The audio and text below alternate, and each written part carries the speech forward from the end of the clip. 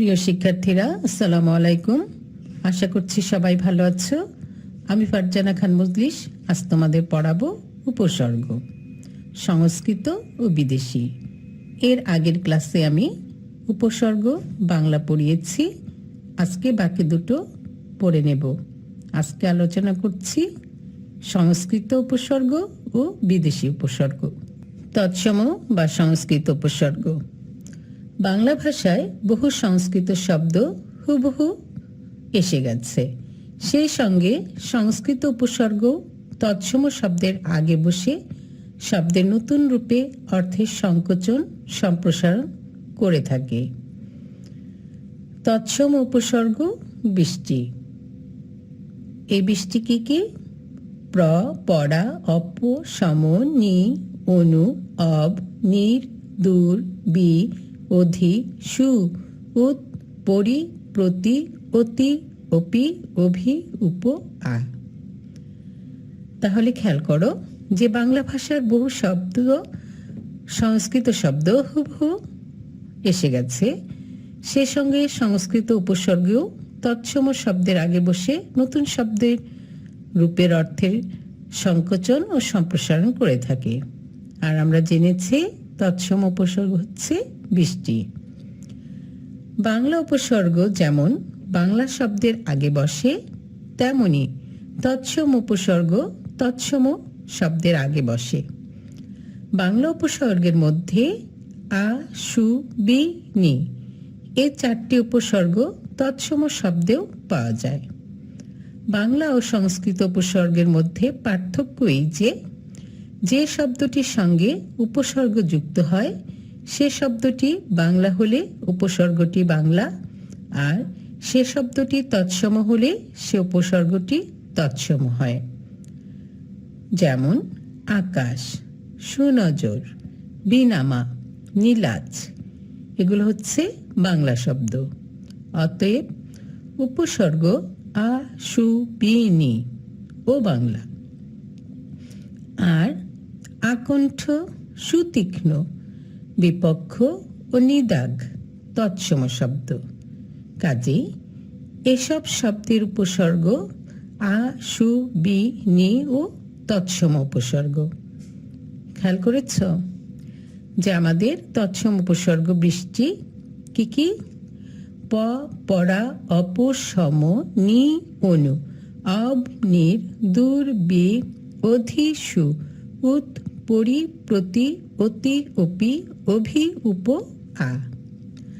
আর আমরা জেনেছি বাংলা উপসর্গের মধ্যে আ, সু, বি, নি এই 4টি উপসর্গ তৎসম শব্দেও পাওয়া যায়। আর বাংলা ও সংস্কৃত উপসর্গের মধ্যে পার্থক্য হচ্ছে যে শব্দটির সঙ্গে উপসর্গ যুক্ত হয় সে শব্দটি বাংলা হলে উপসর্গটি বাংলা, আর সে শব্দটি যদি তৎসম হয় তাহলে উপসর্গটিও তৎসম হয়। নিচে 20টি তৎসম উপসর্গের উদাহরণ দেওয়া হলো। 1 উপসর্গ হচ্ছে প্র।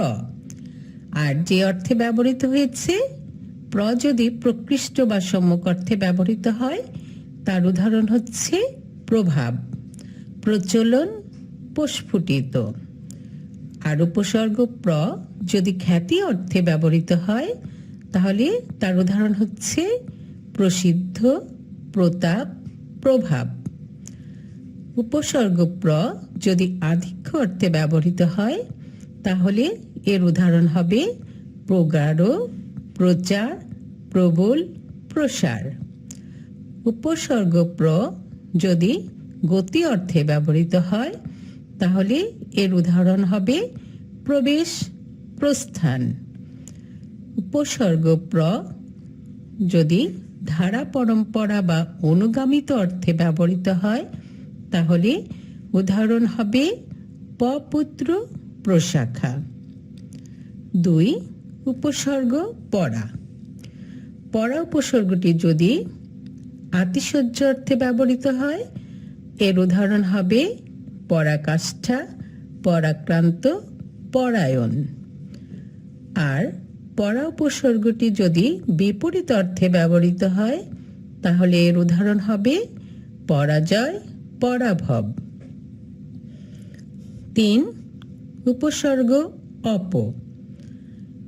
অপ উপসর্গটি যদি বিপরীত অর্থে ব্যবহৃত হয় তাহলে এর উদাহরণ হবে অপমান, অপকার, অপচয়, অপবাদ।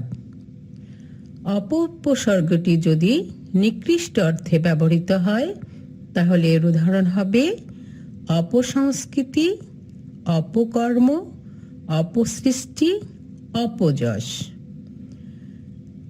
অপ উপসর্গটি যদি স্থানান্তর অর্থে ব্যবহৃত হয় তাহলে এর উদাহরণ হবে অপসারণ, অপহরণ, অপনোদন। অপ উপসর্গটি যদি বিকৃত অর্থে ব্যবহৃত হয় তাহলে এর উদাহরণ হবে অপমৃত্যু। তোমাদের প্রশ্ন এভাবে আসবে, প্রভাব, প্রচলন, প্রস্ফুটিত এর উপসর্গ কোনটি? তোমাদের উত্তর অবশ্যই আসবে প্র। আর যদি বলে প্রভাব, প্রচলন, প্রস্ফুটিত প উপসর্গটি কি অর্থে ব্যবহৃত হয়েছে তাহলে উত্তর আসবে প্রকৃষ্ট। 4 উপসর্গ সম। সম যদি সম্যক অর্থে ব্যবহৃত হয় এর উদাহরণ হবে সম্পূর্ণ, সমৃদ্ধ, সমাদর। সম উপসর্গটি যদি সম্মুখে অর্থে ব্যবহৃত হয় তাহলে এর উদাহরণ হবে সমাগত, সম্মুখ। 5 উপসর্গ নি। যদি নিষেধ অর্থে ব্যবহৃত হয় তাহলে উদাহরণ হবে নিবৃত্তি।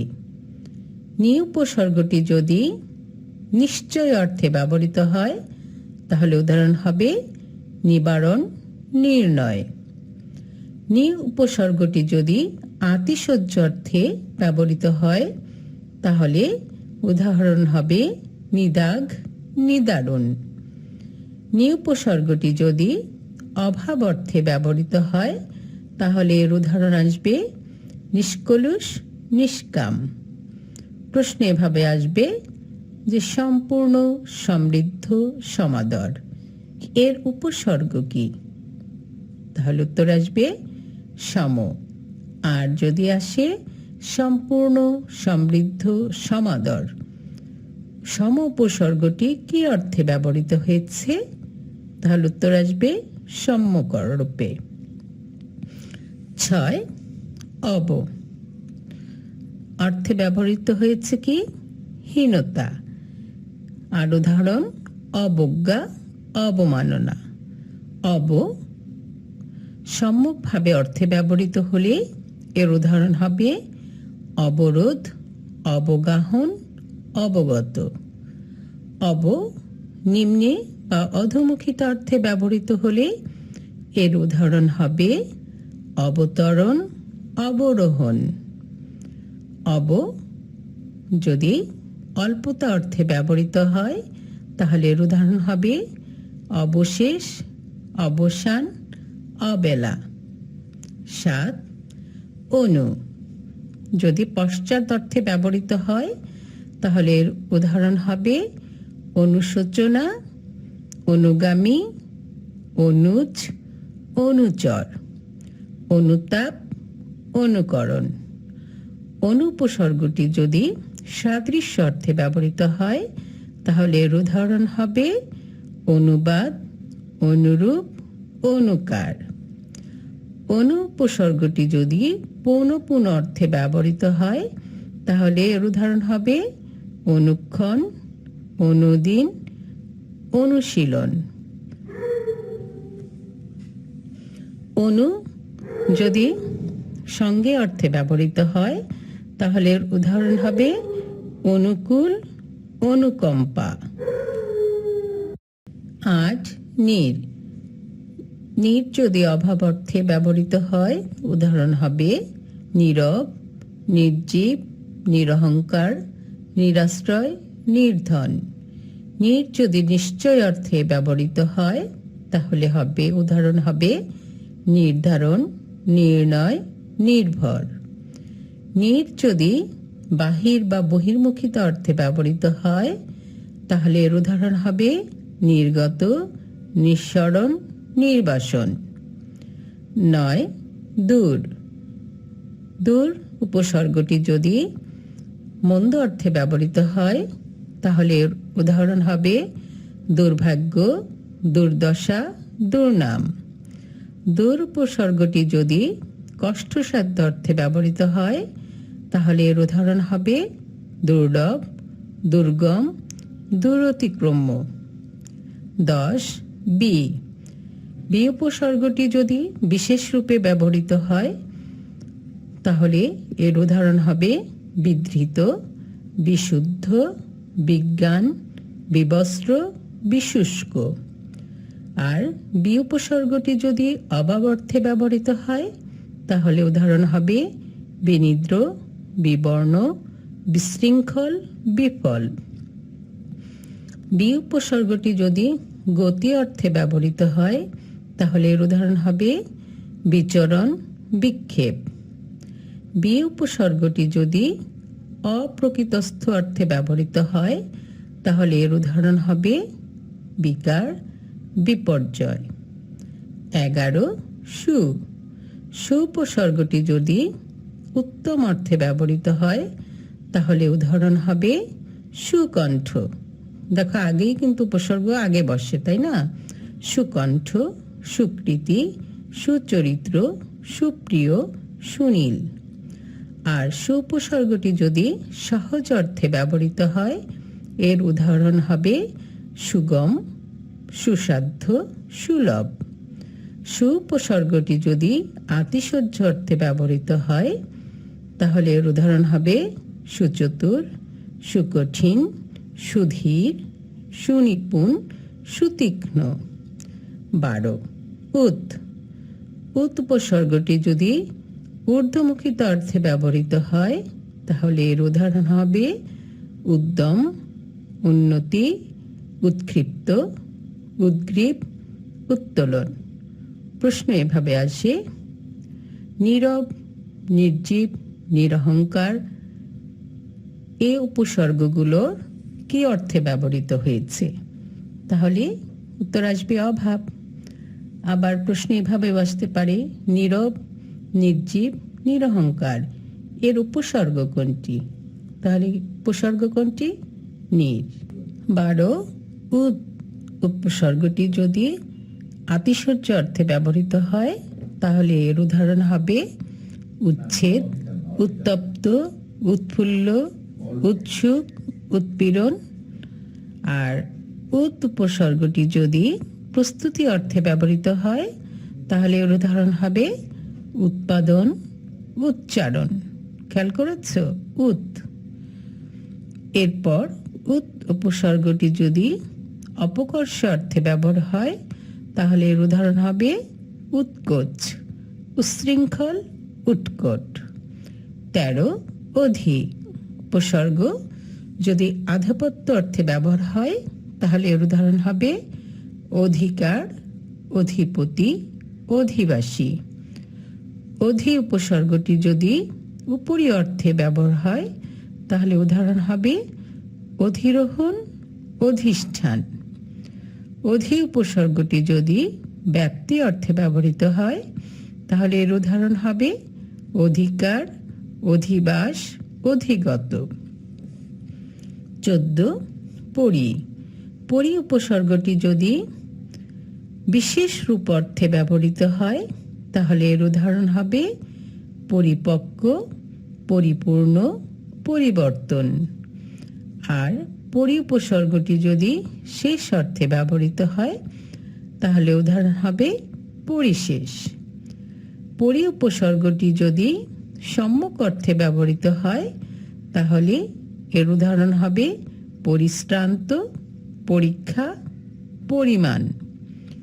পরি উপসর্গটি যদি চতুর্দিক অর্থে ব্যবহৃত হয় তাহলে এর উদাহরণ হবে পরিভ্রমণ, পরিমণ্ডল। 15 প্রতি। উপসর্গটি যদি সদৃশ অর্থে ব্যবহৃত হয় তাহলে এর উদাহরণ হবে প্রতিমূর্তি, প্রতিধ্বনি। প্রতি উপসর্গটি যদি বিরোধ অর্থে ব্যবহৃত হয় তাহলে এর উদাহরণ হবে প্রতিবাদ, প্রতিদ্বন্দ্বী। প্রতি উপসর্গটি যদি পৌনঃপুন অর্থে ব্যবহার হয় তাহলে এর উদাহরণ হবে প্রতিদিন, প্রতি মাস। 16 উপসর্গটি যদি সামীপ্য অর্থে ব্যবহৃত হয় তাহলে এর উদাহরণ হবে উপকূল, উপকণ্ঠ। উপসর্গটি যদি সদৃশ অর্থে ব্যবহার হয় তাহলে এর উদাহরণ হবে উপদ্বীপ, উপবন।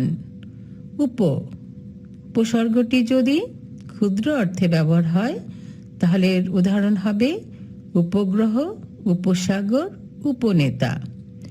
উপসর্গটি যদি বিশেষ অর্থে ব্যবহৃত হয় তাহলে এর উদাহরণ হবে উপনয়ন, উপভোগ।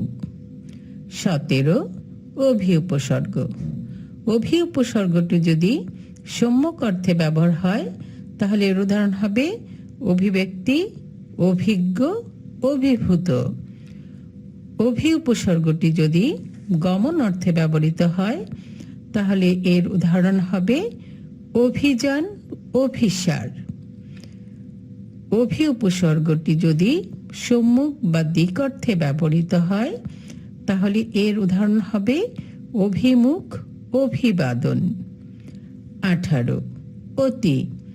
অতি উপসর্গটি যদি আতিশয্য অর্থে ব্যবহৃত হয় তাহলে এর উদাহরণ হবে অতিকায়, অত্যাচার, অতিশয়।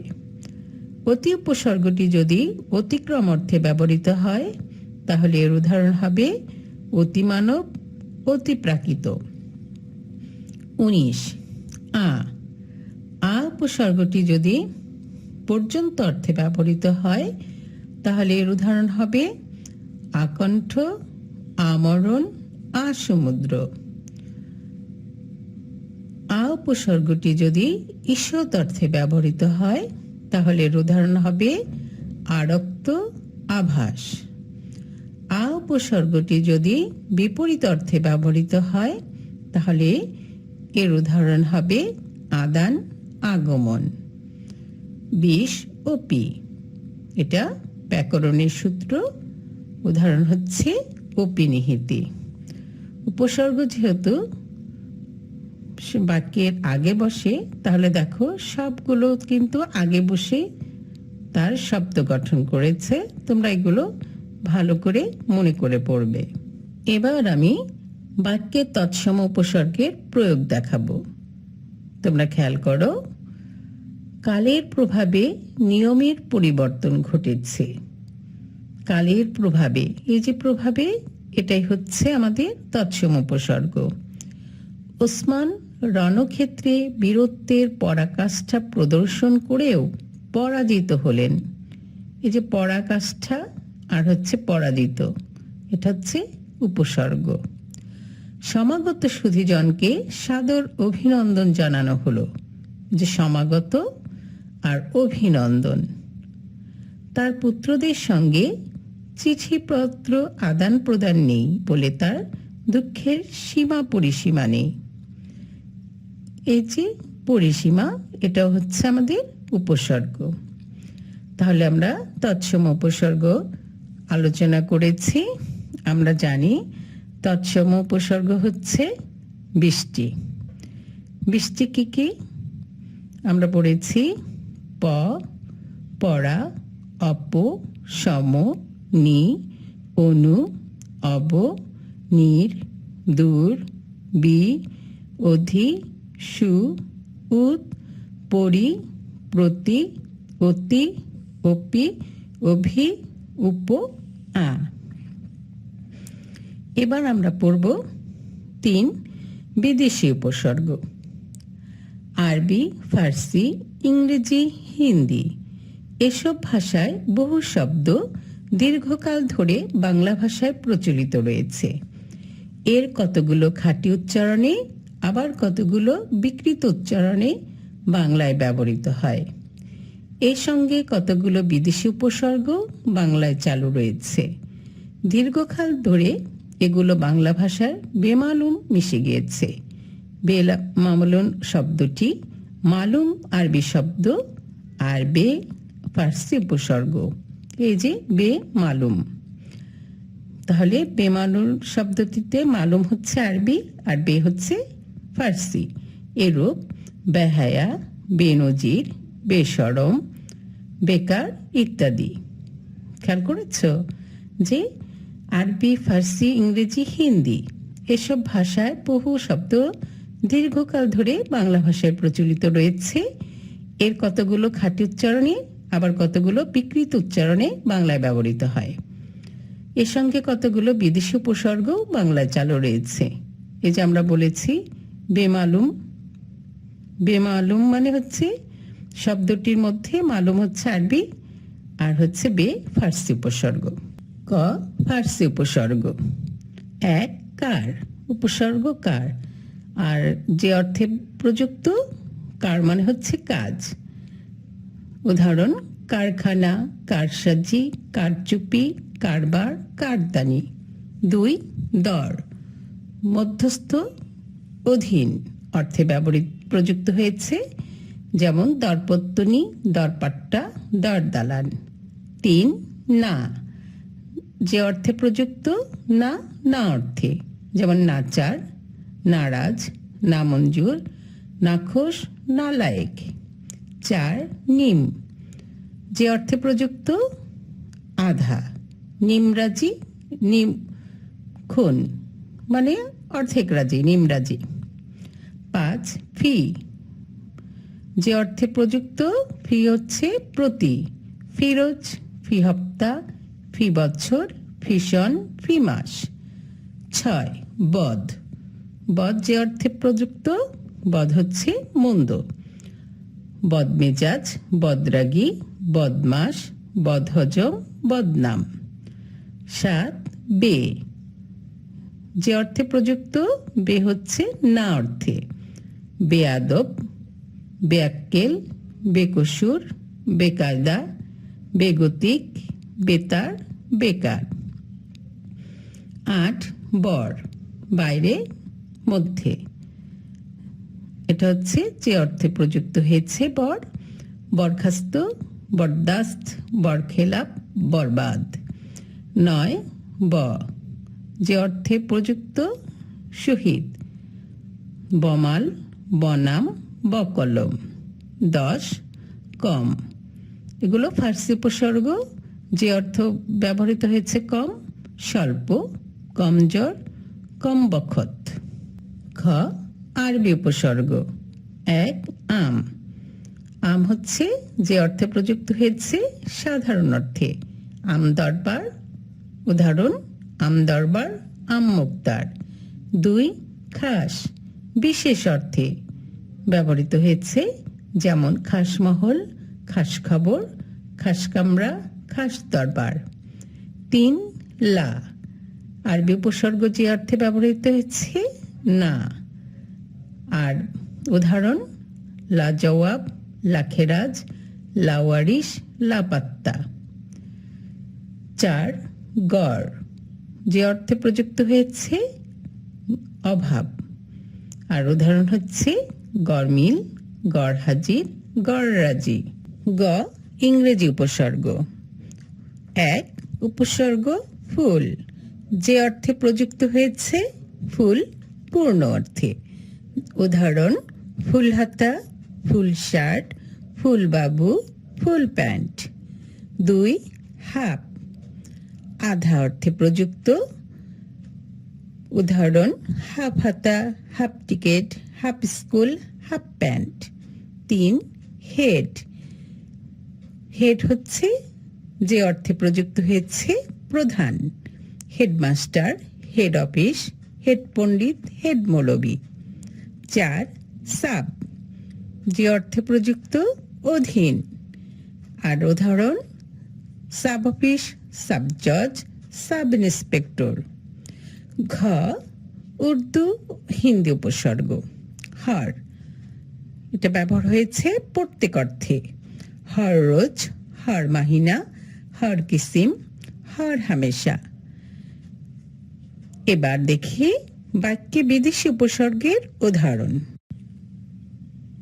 এবার বাক্যে বিদেশি উপসর্গের উদাহরণ দিচ্ছি, খেয়াল করো। হিসেবে গড়মিল থাকলে খাসমহল লাটে উঠবে। এই দেখো, গড়মিল গড়, আর হচ্ছে খাসমহল।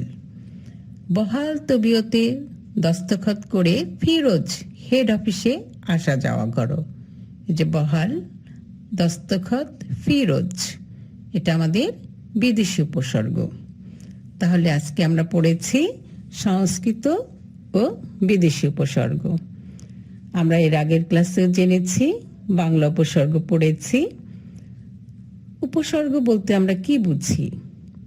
শব্দ বা ধাতুর পূর্বে কতিপয় সুনির্দিষ্ট অব্যয় জাতীয় শব্দাংশ যুক্ত হয়ে সাধিত শব্দের অর্থের পরিবর্তন, সম্প্রসারণ ও সংকোচন ঘটিয়ে থাকে। এগুলোকে বলা হয় উপসর্গ। বাংলা ভাষায় 3 প্রকারের উপসর্গ দেখা যায়। 1 বাংলা, 2 সংস্কৃত, 3 বিদেশি উপসর্গ। বাংলা উপসর্গ 21টি, সংস্কৃত উপসর্গ 20টি। এই যে আমরা আজকে আলোচনা করেছি সংস্কৃত ও বিদেশি উপসর্গ। তোমরা ভালো করে পড়বে, বোঝার চেষ্টা করবে, বারবার দেখো, মনে থাকবে। পড়াশোনা করো, জেনে বুঝে বড় হও, অনেক বড় হবে, জ্ঞানের প্রসারতা আরও বৃদ্ধি পাবে। তোমরা ভালো থেকো, সুস্থ থেকো। আল্লাহ হাফেজ।